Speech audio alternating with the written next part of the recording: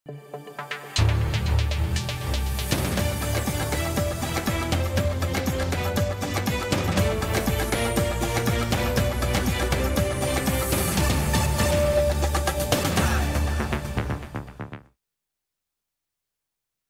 সম্পাদকীয়তে। আমি ওমর ফারুক।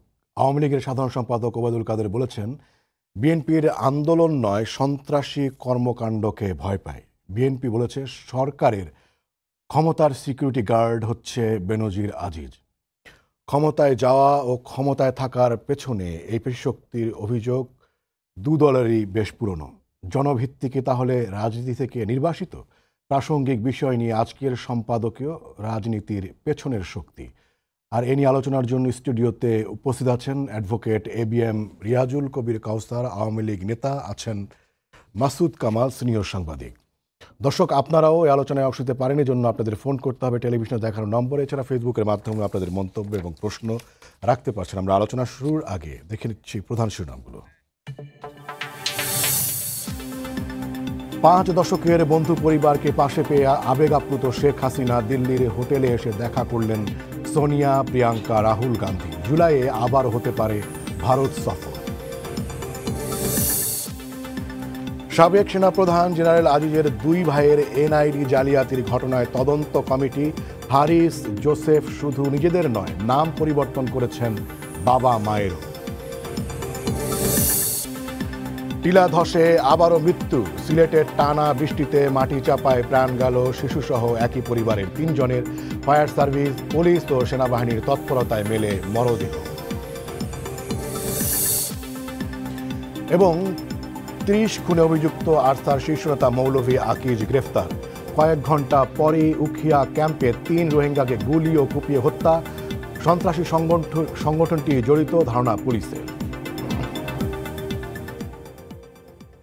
আপনাদের দুজনকে স্বাগত জানাচ্ছি আমাদের আজকের আলোচনায়। আমি প্রথমেই মাসুদ কামাল ভাই, আপনাকে দিয়ে শুরু করতে চাই। ভারতের নতুন সরকারের কাছে মির্জা ফখরুল ইসলাম আলমগীর একটি প্রত্যাশা রেখেছেন। তার প্রত্যাশা হচ্ছে যে বাংলাদেশের জনগণের প্রত্যাশাকে ভারতের নতুন সরকার মর্যাদা দেবে। এবং মানে আপনার ভারতীয় কয়েক দফা নির্বাচনের পরে যে ভোট হলো, সেই ভোটের পুরো সময়টাই যদি আমরা লক্ষ্য করি, সেটি হচ্ছে যে একদম এক্সিট পোল নিয়ে মোটামুটি কিছু মিডিয়া সেটাকে এক্স্যাক্ট পুলও বলেছিল। এবং সেখানেও কিন্তু আপনার যে বিরোধী জোট, সেই বিরোধী জোটের পক্ষ থেকে সেখানকার নির্বাচন কমিশন, সেখানকার বিভিন্ন এজেন্সি, এমনকি সরকারের বিরুদ্ধেও নানান ধরনের আপনার দমন পীড়ন এই ধরনের অভিযোগ ছিল। তারপরেও আমরা দেখেছি যে একদমই এক্সিট পোল, সকল ধরনের জরিপ ধারণাকে একদম ভুল প্রমাণিত করে সেখানকার বিরোধী যে জোট, তারা একটা ভালো অবস্থান করে নিয়েছেন এবং তারা সেটাকে সেলিব্রেটও করছেন।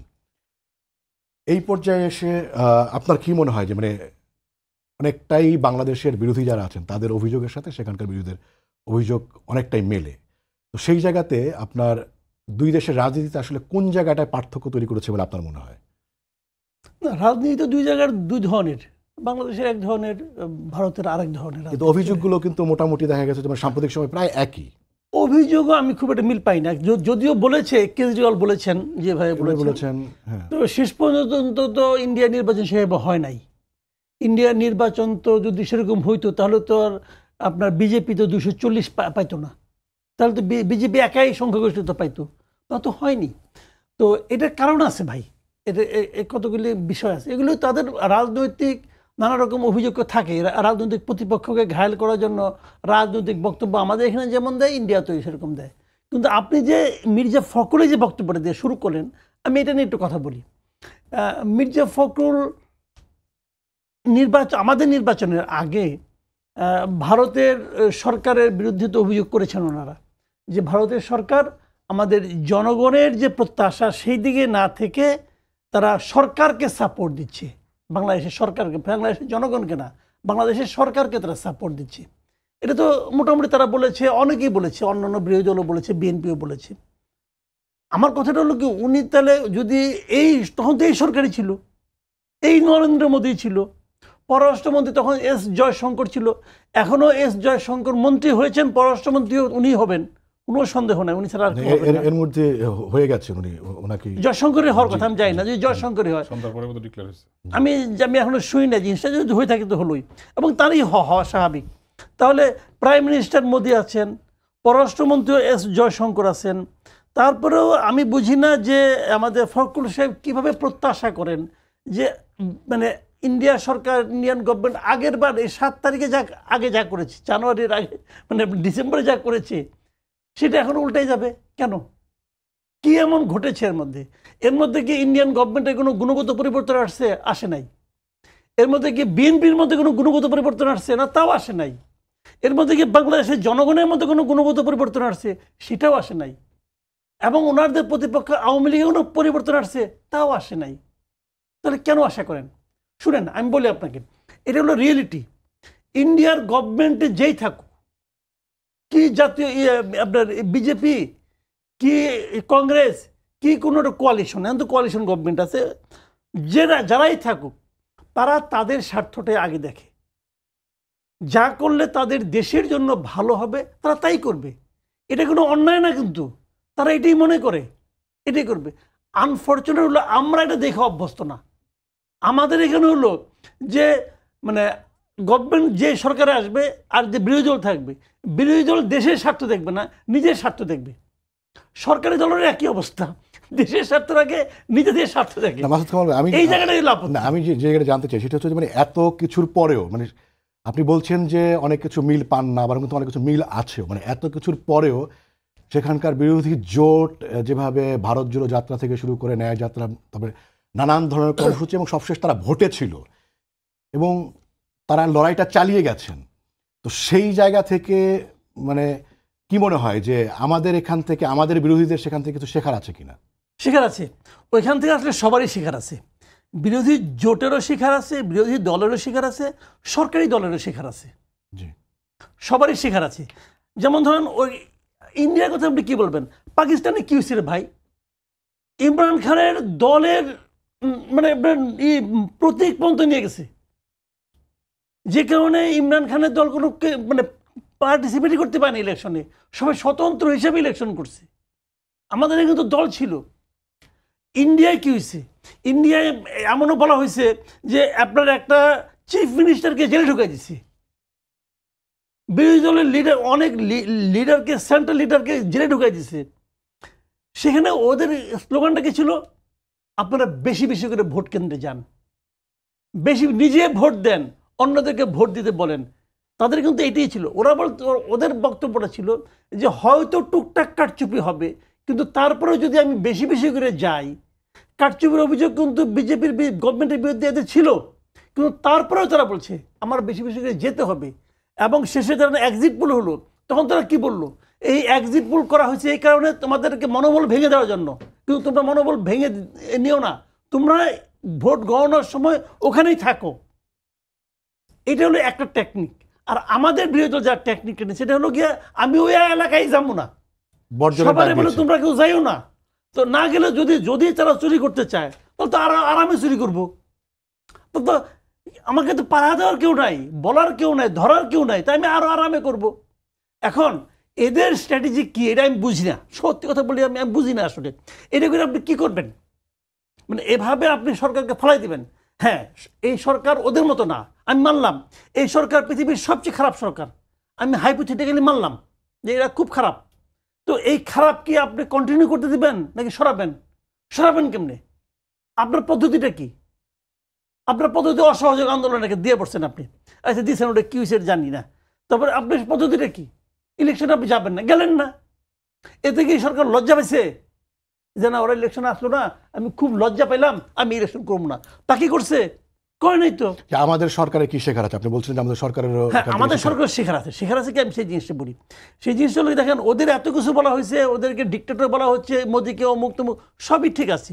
তারপরেও কিন্তু দেখেন ওখানে আমাদের সঙ্গে ওদের যে পার্থক্যটা হলো গিয়া ইলেকশন কমিশন, প্রশাসন এবং বিচার বিভাগ, এই তিনটা কিন্তু মানে সম্পূর্ণভাবে সরকারের নিয়ন্ত্রণে নাই। তারা কিন্তু স্বাধীনভাবে মেরুদণ্ড সোজা করে অনেক কথা বলে, অনেক কাজ করে। সেটাও সম্ভব হয়েছে দেশটা বড় বইলা, অনেকগুলি রাজ্য আছে বলে, রাজ্যের পুলিশ তো আর সেন্টারের আন্ডারে না রে ভাই, রাজ্যে ইলেকশন কমিশন তো সেন্টারের আন্ডারে না। কাজেই এই কারণে হয়েছে, বাট তারা চেষ্টা করছে। আমাদের এখানে ছোট। এখন কোশ্চেনটা হলো কি, এগুলি কার জন্য প্রয়োজন? প্রয়োজনটা হলো গণতন্ত্রের জন্য, জনগণের জন্য প্রয়োজন। এই যেমন বিজেপি এবার ভোট প্রত্যাশিতভাবে ভোট পায় নাই, এতে কিন্তু বিজেপির একদিকে লাভ হয়েছে, তারা কিন্তু শিক্ষা নিচ্ছে যে আমাদের কি করতে হবে। বিজেপি কি করছে দেখেন আপনি, একটা সিম্পল উদাহরণ দিয়ে বলি। পশ্চিমবঙ্গের যে বঙ্গ বিজেপির যে প্রধান, এই ভদ্রলোককে প্রতিমন্ত্রী বানাইছে। বানানোর মানে হলো সে কিন্তু এখানে আর দলীয় প্রধান থাকতে পারবে না। ওদের যে সেন্ট্রাল প্রধান জেপি নাড্ডাকে কিন্তু মন্ত্রী বানাইছে, ওখানেও তাহলে চেঞ্জ হবে। আমি সেটাই বলছি, ওদের হলো এক দল, এক ব্যক্তি এক পদ। আমাদের এখানে তো এক ব্যক্তি সব পদ। আমি চেঞ্জ করা দরকার। আপনার কাছে আবার আসবো। মানে মির্জা ফখরুল ইসলাম আলমগীর যেখানে ভারত নতুন সরকারের কাছে প্রত্যাশা জানিয়েছেন, সেখানে তিনি ভারত কামাল ভাই যেমন বললেন, তিনি সেখানকার বিচার বিভাগের প্রশংসা করেছেন, তাদের সিভিল প্রশাসনের প্রশংসা করেছেন, নির্বাচন কমিশনের প্রশংসা করেছেন। আপনার কি মনে হয় যে আমাদের এই প্রতিষ্ঠানগুলোকে আরো শক্তিশালী করা উচিত কিনা? ধন্যবাদ আপনাকে, ধন্যবাদ কামাল ভাই, সময় টিকির সম্মানিত দর্শকবৃন্দ।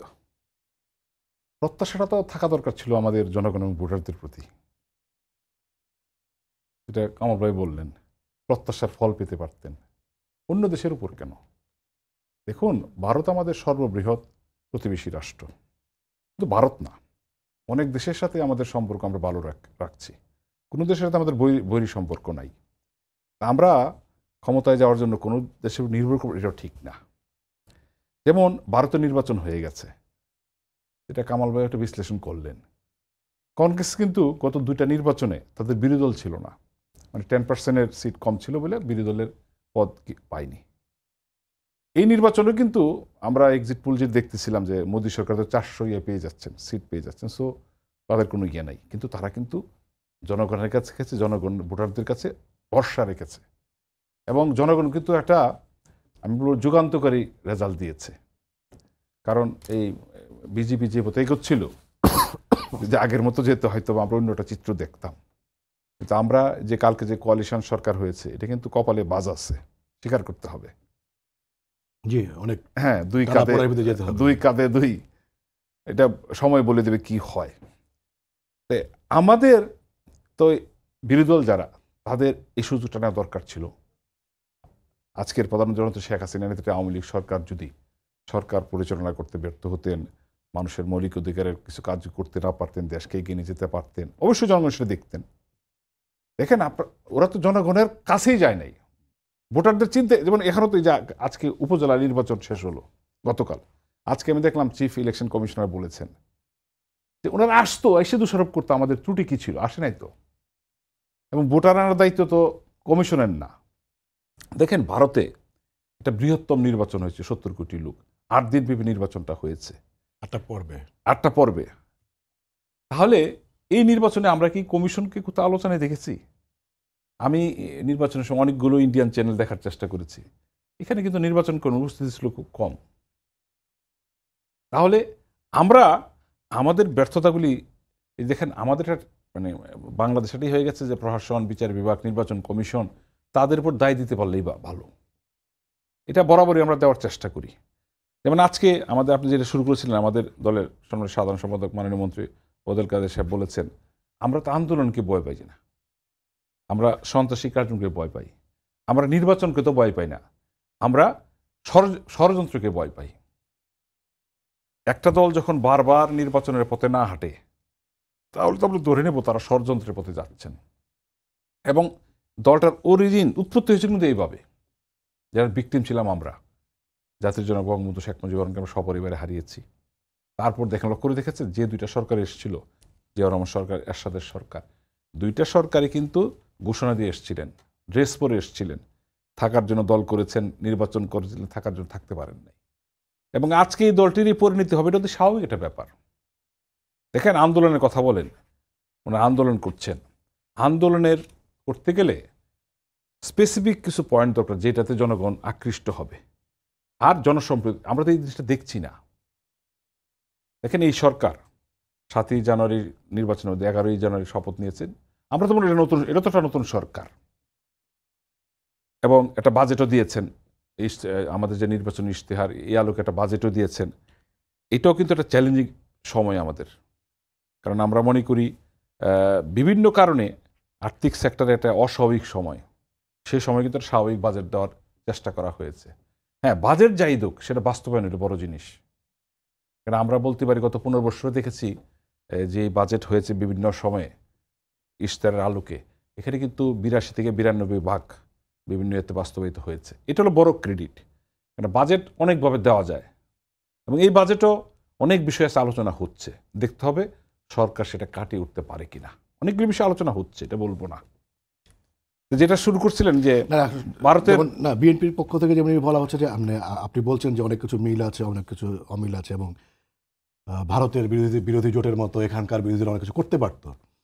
তারা তো বলছেন যে মানে সরকারকে আসলে সরকারের সিকিউরিটি গার্ড হিসেবে কাজ করছে কিছু বেনজির আহমেদ, এরকম কিছু ব্যক্তি যারা হচ্ছে তাদের উপরে চড়া হচ্ছে, তাদের কারণে তারা আন্দোলনই করতে পারছেন না। দেখুন, এই যাদের নাম বললেন এদের সংখ্যা খুব কম। আসলে হলো জনগণ কিন্তু একটা শক্তি, এটা অস্বীকার করার জন্য নাই। আমরা তো মুক্তিযুদ্ধে যেতে পারি নাই, আমরা কিন্তু 80-র দশকে ঢাকা বিশ্ববিদ্যালয়ের ছাত্র ছিলাম। এই যে এরশাদ বিরুদ্ধে আন্দোলন, যেটা আন্দোলন, এটা কিন্তু আন্দোলনের মাধ্যমে সরকার বাধ্য হয়েছিল পদত্যাগ করতে, এটা বুঝতে হবে। কারণ আমরা এটা দেখার সুযোগ হয়েছে।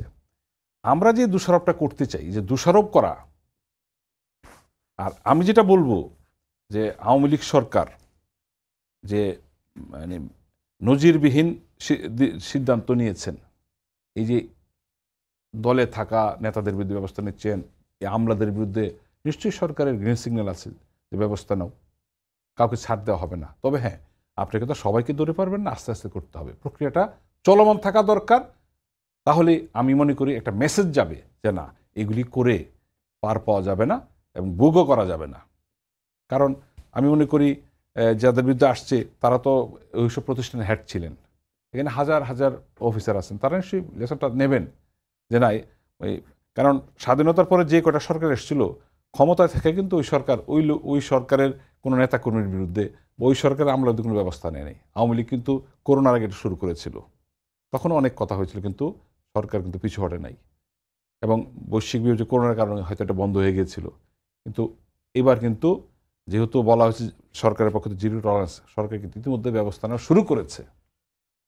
এটা চলবে, আপনি সেটাই বলছেন? এটা চলাই তো স্বাভাবিক, চলবে। জি, আমি আপনার কাছে আসি। মানে যেটি বলা হচ্ছে যে অ্যাডভোকেট রিয়াজুল কবির কাউসারও বললেন যে মানে জনগণই হচ্ছে শক্তি।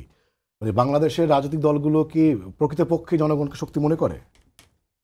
জনগণ শক্তি, এটা হলো বইয়ের কথা, এটা হলো তাত্ত্বিক কথা। হ্যাঁ, এটা বলতে যে বলে সেও আরাম পায়, যে শুনে তারও কানে এক ধরনের মানে মানে কি বলবো এটাকে, এক ধরনের আনন্দ পায় আর কি।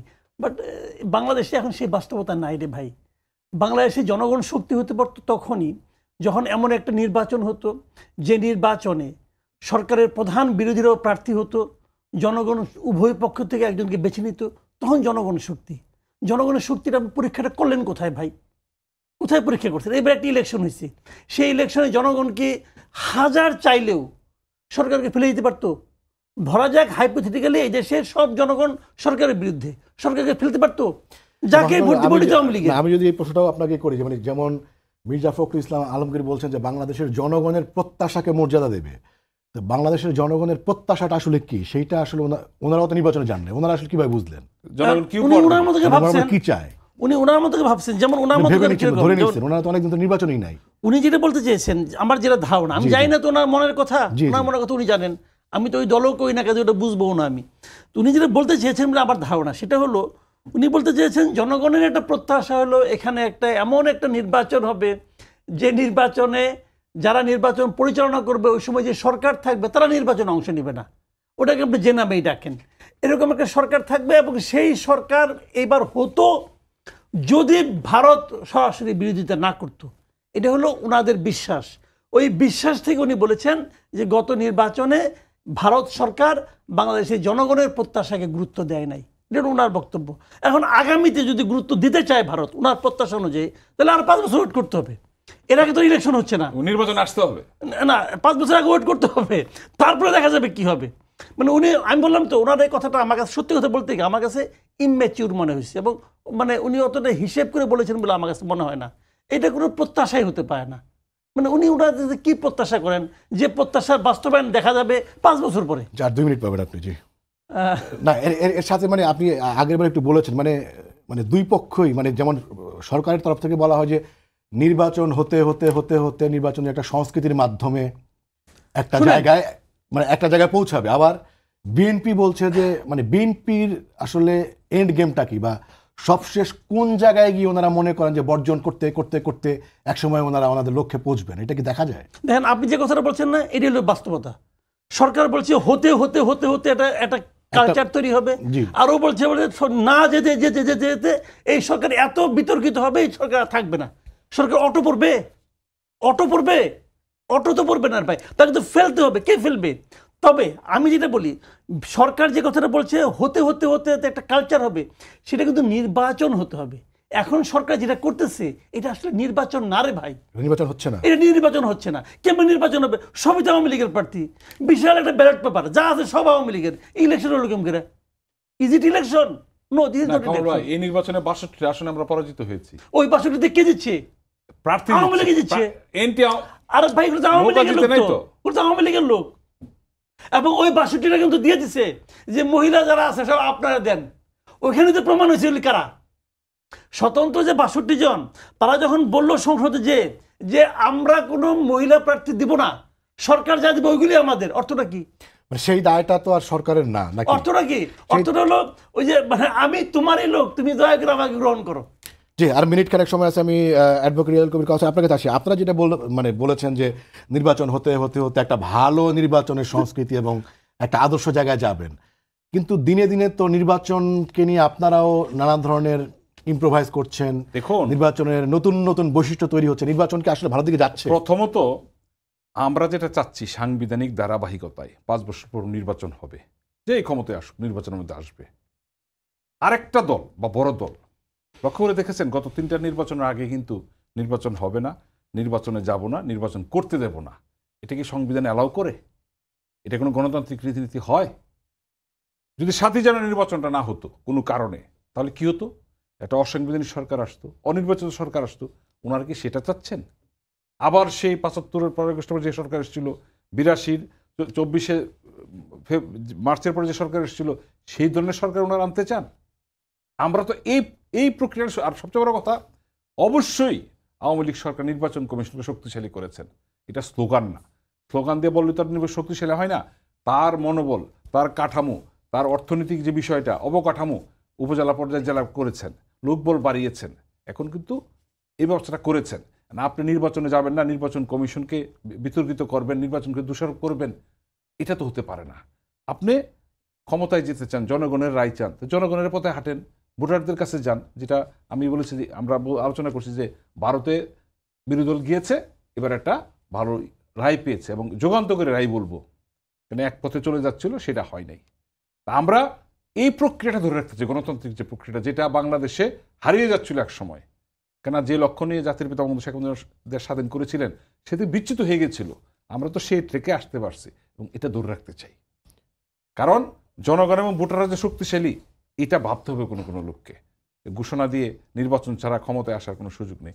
দেখেন, বিদেশি রাষ্ট্রের কথা অনেক আলোচনা হয়, ভারত আর ভোট দিয়ে যান না। আমাদের নির্বাচন কি ভারতের কেউ ভোট দিয়ে গেছে? কথায় কথা বলেন ভারত আমাদেরকে ক্ষমতায় বসিয়েছেন না, একটা নির্বাচনের মধ্য দিয়ে। তবে হ্যাঁ, ভোটার সংখ্যা কম হয়েছে, যেহেতু একটা বড় দল আসে নাই। আর আপনি সরাসরি ক্যাম্পিং করেছেন, ভোট কেন্দ্রে যাবেন না। স্থানীয় সরকার নির্বাচন একই ক্যাম্পিং করেছেন, ভোট কেন্দ্রে যাবেন না, এটা তো হতে পারে না। ভোট দেওয়া কিন্তু একটা সাধারণ নাগরিকের মৌলিক অধিকার, সেটা তো আপনি বঞ্চিত করতে পারেন না, আপনি আহ্বান করতে পারেন না, আপনি না যান, কিন্তু সেটা পারেন না। কারণ আমাদের রাজনীতি করে কত লোক, সংখ্যা কত? সাধারণ মানুষ নির্বাচন আসলে, জাতীয় সংসদ বলেন, স্থানীয় সরকার নির্বাচন বলেন, তারা ভোট কেন্দ্রে যে ভোট দেবে, আপনি সেটাকে প্রতিবন্ধকতা সৃষ্টি করছেন। এটা কিসের নজির? সো এই দ্বারা থেকে বেরিয়ে আসতে হবে। আপনি আন্দোলন করছেন, করেন, কিন্তু নির্বাচনের সময়, যেটা কামাল ভাই বললেন, নির্বাচনে আসেন। মানে নির্বাচনের রাজনীতিটাই করতে হবে। অবশ্যই ক্ষমতা আসতে গেলে নির্বাচনের মাধ্যমে আসতে হবে। জি, অ্যাডভোকেট এবিএম রিয়াজুল কবির কাউসার, আপনাকে ধন্যবাদ। মাহমুদ কামাল ভাই, আপনাকেও ধন্যবাদ। দর্শক, আপনাদেরও ধন্যবাদ জানাচ্ছি। শেষ করছি আজকের সম্পাদকীয়। আগামীকাল আবারও দেখা হবে রাত 10টায়। দেখার আমন্ত্রণ রইল। শুভরাত্রি।